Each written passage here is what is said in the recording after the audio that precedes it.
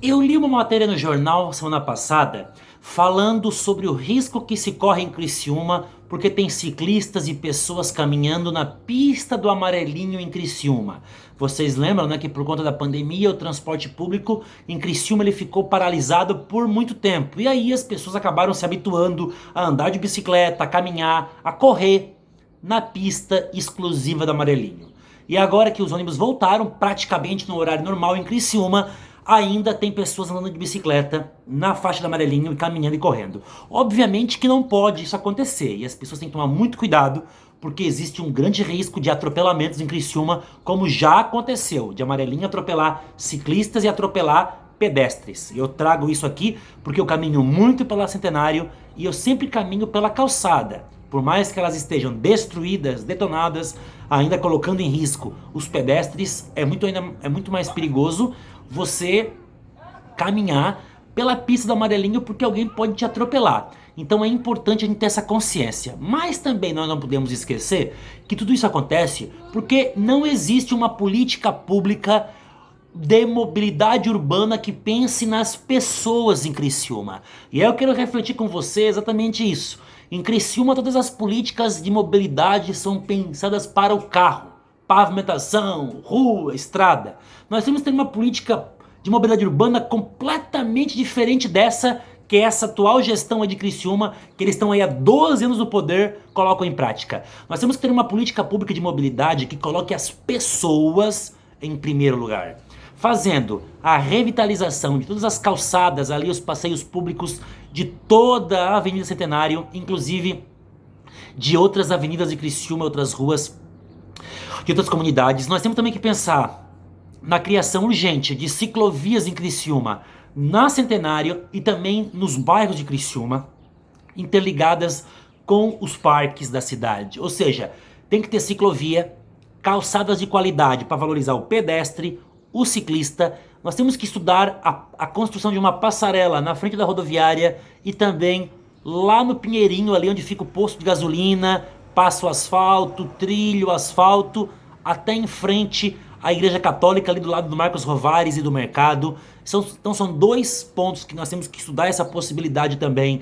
Nós temos também que discutir a ferrovia, pessoal. Criciúma tem trilhos até hoje. E Criciúma não tem mais nenhuma mina de carvão em funcionamento. Dificilmente passa ali algum trem com carregamento de carvão. Então nós temos que estudar o quê? Transformar essa malha ferroviária, que no passado já transportou gente, no meio da Centenário, ali era trilho que transportava gente, e que por muito tempo transportou carvão. Nós temos que voltar a estudar isso.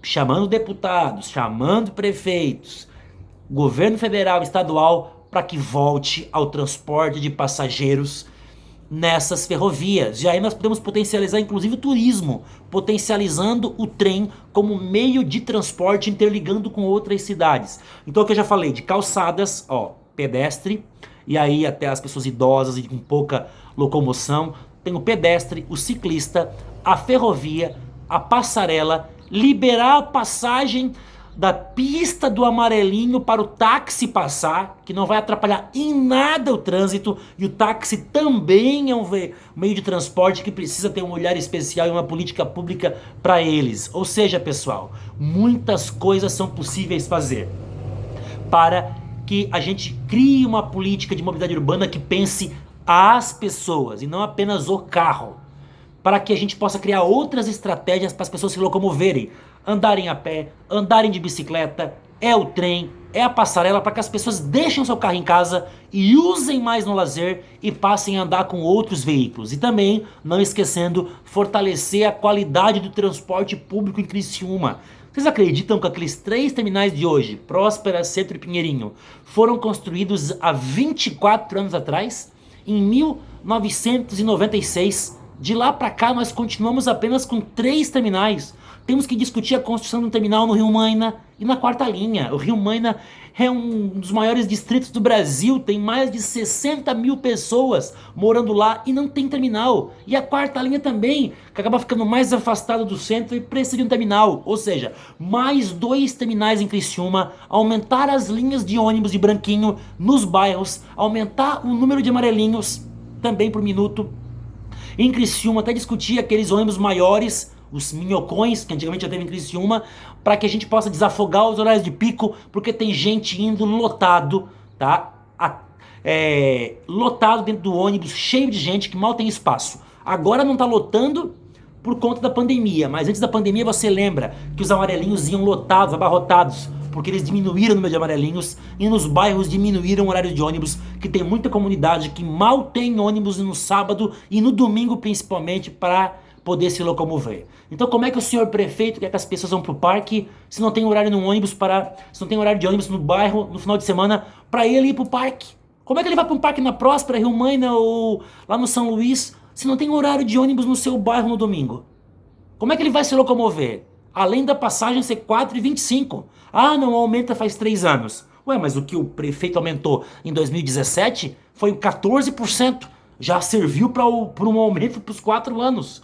Mesmo assim, a passagem ainda 4,25, ela acaba saindo cara no dinheiro. Então nós temos que ver isso. Lutar para reduzir o preço da passagem e aí tentar ao máximo criar subsídios para isso. Tem que pensar nas possibilidades, aumentar os ônibus nos bairros, aumentar o número de amarelinho. Tem que estudar essa possibilidade de reduzir a passagem e realmente estudar a fundo todas as planilhas e os gastos que essas empresas têm com o transporte coletivo para pensar nessa possibilidade tão importante.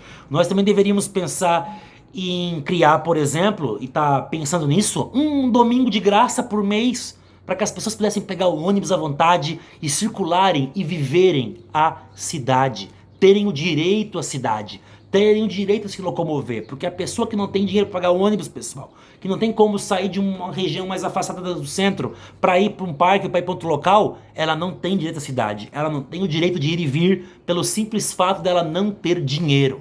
Aí nós temos que pensar nisso, criar um domingo por mês de graça para que as pessoas pudessem ir para o parque, ir para outros locais, viver o seu momento de lazer ou até manifestações culturais, caso o Criciúma volte a adotar. Então são coisas importantes para discutir, como por exemplo, fechar a Avenida Centenário um domingo por mês para que as pessoas pudessem caminhar, andar de roller, bicicleta, à vontade, viver a cidade. Olha só que interessante, em São Paulo eles conseguem fechar um domingo, acredito que lá uma vez por mês, não sei se ainda continua, mas estavam vivendo. Se São Paulo consegue fechar a Avenida Paulista para as pessoas andarem à vontade com 12 milhões de pessoas, por que Criciúma não consegue com 217 mil? Se São Paulo liberou o táxi para passar na faixa exclusiva do ônibus, por que Criciúma não vai conseguir? Então são ideias, são criatividades para que as pessoas vivam a cidade. Uma cidade que não pensa no carro, mas que pense nas pessoas. O direito das pessoas andarem na Centenária uma vez por mês, caminharem, correrem, sem a presença de carros. Olha que interessante, pessoal, que seria isso. Vocês imaginem? Uma vez por mês, você tem a avenida fechada e só deixar as pessoas andarem à vontade pela cidade, roller, caminhada, corrida, bicicleta? Vocês imaginam o que é uma vez por mês ter ônibus de graça para as pessoas se locomoverem e ter dinheiro para as cidades? Acredito que são propostas, ideias inovadoras que dá pra gente cobrar, dá pra gente pensar. E eu, como pré-candidato a vereador, penso muito em mobilidade urbana e tenho algumas dessas ideias que eu trago aqui para vocês para a gente poder refletir junto. Que é possível construir uma Criciúma diferente. É possível pensar num outro modelo de mobilidade urbana radicalmente diferente desse que tem hoje aí em Criciúma, implantado por esse mesmo grupo político que governa Criciúma há 12 anos. Chega! Tem que mudar o executivo e também tem que renovar o legislativo.